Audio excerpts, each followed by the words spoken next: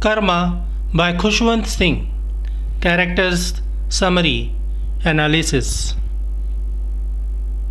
Hello and welcome to the discourse. Khushwant Singh was known for his short stories. He won fame as a journalist as well as a fiction writer.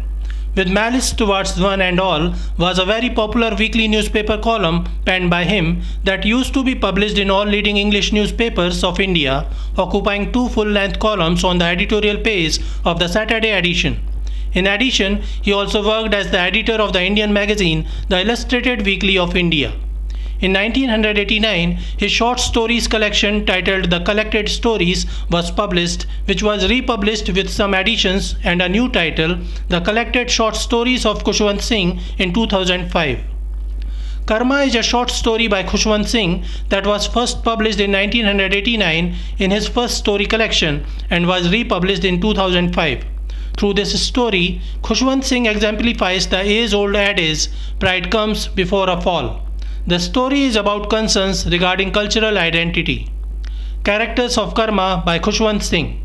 Mohanlal is a middle-aged Indian man in his late 40s. He works for the British Indian government as a barrister.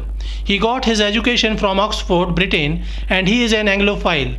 An Anglophile is a person who appreciates English culture, the English language, and the English people. However, Mohanlal is more than an Anglophile. He imitates English people in his behavior and is disgusted by native Indian culture and people. He feels inferior being an Indian. Hence, Mohanlal endeavors to change himself completely in favoring the habits of Englishmen. Lakshmi is his wife, who is a fat 45 years old lady. She has been a loyal wife to Mohanlal, but now she has lost all her physical charm. She is a native Indian woman who, unlike Mohanlal, appreciates and adheres to her Indian cultural roots with pride. She is a traditional Indian woman belonging to a poor family.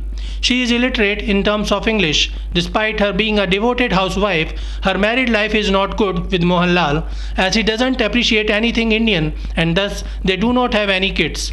Mohanlal treats her as his submissive and often remains disrespectful towards her. A bearer serves beverages to the travelers in the first-class waiting room of the railway station. There is a coolie on the railway platform who helps Lakshmi get on the train with her luggage. Bill and Jim are 2 British soldiers who consider Indians inferior slaves with no rights. Summary of Karma. Mohanlal is an Indian barrister working for the British Indian government. He is a rich and powerful man who got his education at Oxford University, London, where he spent 5 years of his life. He became so impressed by the English culture, English language, and English people that after returning to India, he seldom talked in Hindustani and always preferred to speak in English. However, he was married to a traditional Hindu girl belonging to a poor and illiterate family. It was a mismatch, and Mohanlal, who loves only English people and English things, failed to make any cordial relationship with his wife. In India, Mohanlal is surrounded by Indian people who don't value the customs and lifestyle that he actually loves, and thus he alienates himself from the surrounding world and his own wife. Lakshmi used to be a beautiful, devoted but ignored wife. However, she always performed her duties as a housewife. Since Mohanlal had no interest in her, they do not have any kids. Because of her husband's neglect and loneliness, Lakshmi, who loves to talk, failed to maintain herself, and now she is a fat, unimpressive, middle-aged woman. Mohanlal completely alienates himself from his wife. He doesn't have any mutual sexual relationship with her, and he even doesn't live with her anymore. While she lived on the second floor of the house, Mohanlal was always on the ground floor. Mohanlal hardly stayed with her for some moment. Even when he used to approach her, he would use anglicized Hindustani to instruct her, and she would obediently follow his instructions. Lakshmi had no inclination to learn the English ways, and this further alienated Mohanlal from her. For Mohanlal, Lakshmi represented a typical Indian submissive, while he always found himself to be closer to English people, the rulers. He maintained this charade even during their travels. While Mohanlal prefers to travel in the first-class compartment of the train, which is often exclusive for British people, he makes Lakshmi travel through the general second-class Janana bogies meant for Indian women. Lakshmi has her own reason, as she says, "I am unable to communicate in English and am unfamiliar with their customs, so I stick to my Janana interclass." His illiterate relatives and dirty vulgar countrymen are irrelevant to him. But because of his alienation, he is filled with sadness and frustration. There is hardly any sex and love in his life, and he has no friends. He always carries the English daily, the Times, English wine, and English cigarettes in a handsome gold case, all of which serve to impose an Englishness on himself. He is perpetually ready to express the long repressed 5 years of grey backs and gowns, of sports blazers and mixed doubles, of dinners at court inns and nights with Piccadilly prostitutes. While no Englishman will listen to him, he wouldn't talk with petty poor Indians who hardly know any English. The story begins as Mohanlal and his wife Lakshmi are travelling. They are at the railway station. As scheduled before, Mohanlal is waiting for the train in the first class waiting room of the railway station, where he observes the mirror is too dirty and old. He thinks that the mirror must have been made in India, and that is why it is inefficient, dirty and indifferent. Mohanlal himself takes good care of his physique and prefers to be called sir by others, as if he is knighted. He sees himself in the same mirror and says that unlike the mirror, he is distinguished, handsome and efficient. He had a neatly trimmed moustache and was wearing an expensive suit. He calls the bearer and asks for a peg of beverage. After serving him, the bearer sees that his luggage was kept along the wall. The bearer observes a middle-aged woman sitting on the small great steel trunk. The bearer approaches her and asks if he could help her. The woman is Lakshmi. She answers that she is with her master. She is a short, fat woman wearing a dirty white sari with a red border and a diamond nose ring and several gold bangles.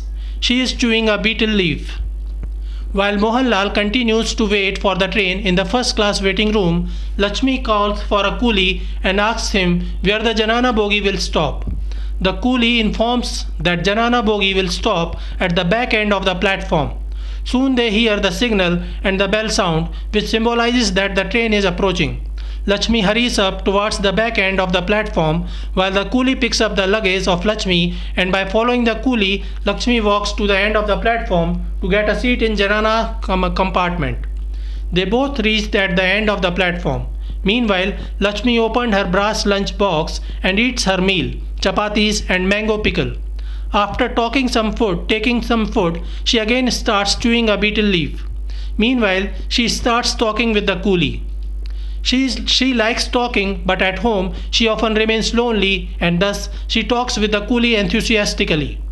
As the train arrives at the platform, Lakshmi washes her hands and enters the Janana compartment. The coolie shifts her luggage into the compartment and Lakshmi offers her 2 annas for his help. Mohanlal is standing at the other end of the platform where the first class compartment stopped. He too takes the help of a coolie to pick up his luggage. He finds no one in the compartment, as there hardly are any English passengers, while Indian passengers are supposed to travel in the second class compartment. As he ventures out of the window, he sees 2 English soldiers approaching the train. Mohanlal feels elated seeing them and asks the train guard to invite the 2 soldiers to travel with him in the first class compartment, while he is willing to pay their fare. However, Mohanlal soon realizes that he is no more than a nigger to those soldiers who despise him. The soldiers are Bill and Jim. They enter the first class compartment and start admonishing Mohanlal and asking him how dare he enter the first class compartment. They order him to get out of the train or they will throw him away. Mohanlal tries to reason with them and tells them that despite being an Indian, he has totally acclimatized to the English way of living and has spent 5 years in Oxford. The Englishmen refuse to entertain him. They pick up Sir Mohan's suitcase and throw it on the platform. After that, they throw his thermos, flask, briefcase, bedding and a copy of the Times.